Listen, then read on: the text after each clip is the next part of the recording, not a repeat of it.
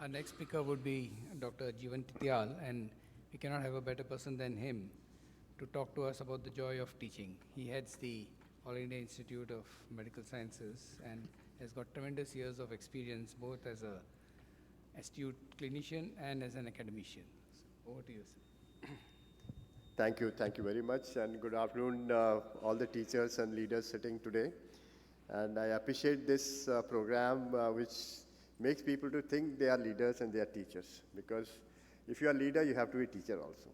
So I'll take you through the various aspects of areas where you enjoy teaching your students, yourself, or your colleagues as such. I would really think that training or teaching begins from the right in a medical teaching wise. If you get into a MBBS, that gives you a foundation to think what area you're going to look after that.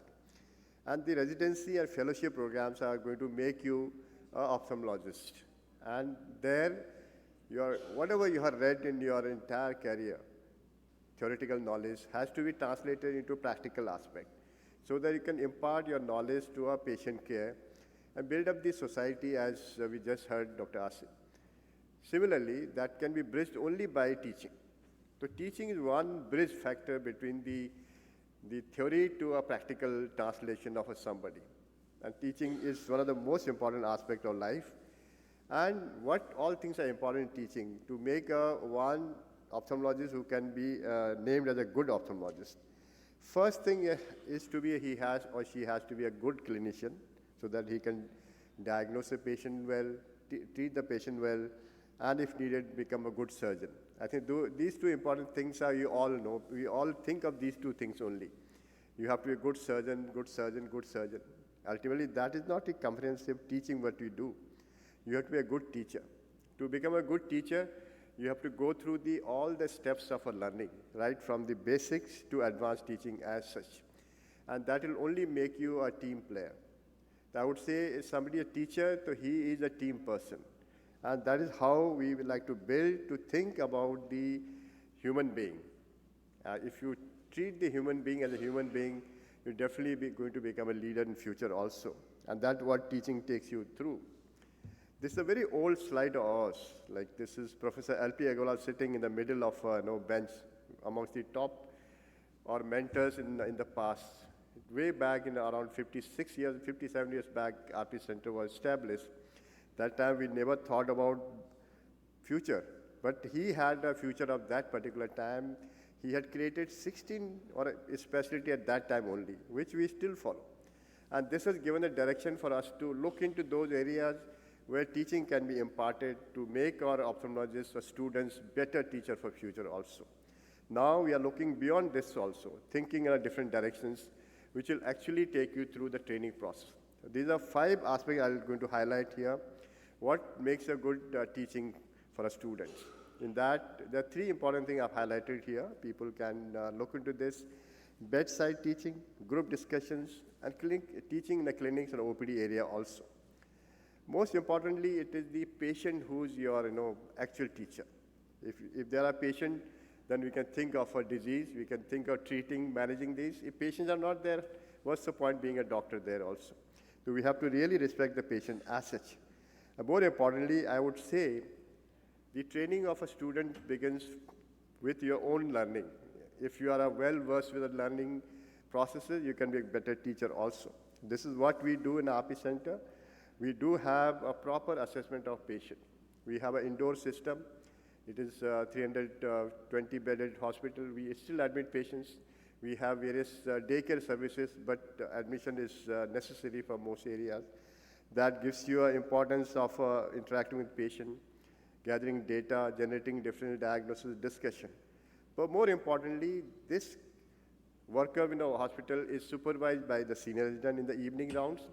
The next day morning, there's an entire faculty group taking the round, where you can see I'm interacting with the students here. This brings out the questions, discussion on a particular diagnosis of patient sitting there. In fact, I tell my students, this is the examination you face. Every day, a teacher has to go through her own examination as such by bringing the students together also. So this is what also we do. We look for art of history taking, which makes you do examination, reasoning, protocols, skills, and most importantly, to acquire the confidence of managing the patient also. Group discussion is very important. Like you're sitting here, it's a group discussion where you can discuss things, come out from your hesitation, be a confident person, and think of doing something extraordinary by compiling the knowledge of your group. So this is what important thing we learned right from the MBBS time, where one patient was targeted by a group of students and the faculty to take a class on that. Teach the various important aspects of a skill of examination, clinical examination, showing the findings to students, discussing those findings, importance of those findings, then planning the further investigation, diagnosis, and management. So that is a very important aspects of learning in the OPD or clinics.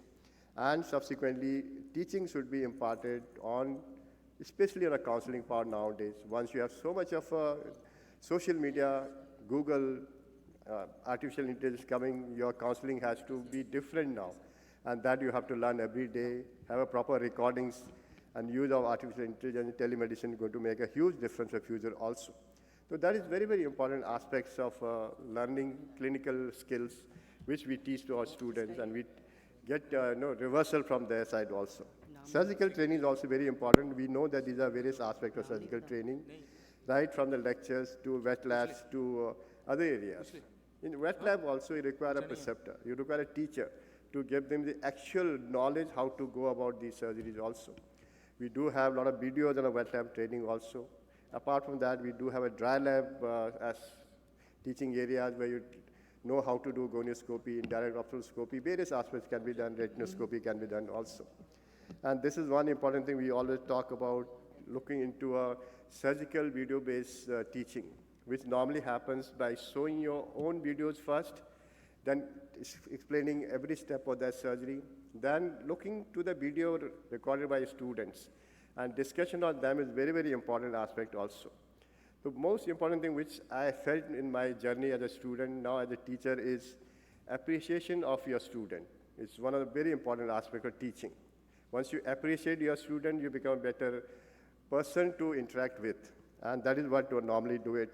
And always pointing out the areas where he or she can improve further, and look for areas where complications happen, then think of why this has happened. How could have we prevented this? That is how the teaching should go in these cases also. These are newer ways to learning. You have a digital microscope, you have a screen where you can see with the polarized glasses, 3D images, sitting inside the OR and seeing what your teacher is doing, and that will make things better also. Individual assessment can be done. You can see from the side view, and each step can be looked in this. So this is what I think important thing is.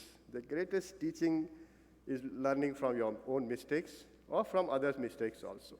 Once you pick up this line and this becomes your motto, you'll always become a better teacher for the future also. This is one case I like to put an example how we should learn by mistake also. This is one case who was supposed to undergo cataract surgery. So by mistake, the resident doctor blocked the other eye, which are not supposed to be operated. And patient then was sent home because they were so aggrieved. And ultimately, patient went out and got surgery done other areas also. So these mistakes can make you a lot of things to highlight. You have to learn from your mistakes. And ultimately, this case went to court, and the AIIMS had to pay a compensation to the court for not being representing the various hearing of that particular case also. So learning from mistake is very important. Operating wrong eye gives a lot of important things. This is what we looked into. We developed our own way of a surgical checklist. And these are various things we learn. So this I'm showing because we have to learn from the mistakes also. Other area is teaching will always be important to have infrastructure where people should have access to various newer things where people can learn. Don't let things go away from your hand. Always catch up to the newer thing happening in your area also. These are various programs. Structured programs should be there. And they should be accredited. Certification should be there in these patients. And ultimately, I think most important part of teaching is to have a evidence-based teaching or a research. These two things go together. Otherwise, you'll never enjoy teaching unless you have something evidence-based. So this is what we think of, doing research. Look always things which are important. You are doing MD thesis, you are doing a fellowship accreditation research program, that should be published. So this is one example of how evidence-based teaching can improve your thinking. So this is what we looked into posterior polar cataracts. We could classify them by knowing what type of posterior polar you get. Subsequently, modern way to look into a surgical aspect also. This is another way of thinking. How do I make my students appreciate what is happening in your case? So this is one example of a DSEC surgery where I used to push the pressure in the anterior chamber to push the DSEC lenticule up to the stroma and wait for a 10, 15, 20 minutes thinking the graft will get attached. So we thought, why not to do a OCT-based analysis? Then we realized if you see a case control studies, compare various ways to do it, and the graft gets attached within a minute, and that can be appreciated by your OCT picturization also. Similarly, this is another example. So documentation is very important to make your teaching understandable by your students also. Thesis as a bridging the gap between the student and a teacher is important. And this research should be published in publication, published in the books, chapters, and most importantly, represent your research work, clinical work in the international forums, conferences, get your videos selected by various organizations, get awards, appreciation, best paper. This is how it takes you there. So this is one important aspect which is important for us to understand. The comprehensive learning, improving skill can happen. We can impart that in your residency program or fellowship program. But what about the other areas, which subsequently people are going to discuss here, running your own entrepreneurship? People talked about Dr. Mahipal Sajde, Dr. Arun Singhvi, or Arvind Group, Sankanathala. This only can happen by better teaching, better training, and better professionalism in your case also. Towards the end, I think this is one of the most important area for teaching which people are missing. People have to become an administrator also. You have to manage your area. The teaching should be directed not only clinical and surgical work, but importantly, look for other areas. How to build up your institution to bring the teaching as a primary focus. Budget, research, administrative work. Look for other areas like answering various questionnaires from your patients, improving related areas. This is what a comprehensive teaching would be for your patient also. The joy of teaching is building the future.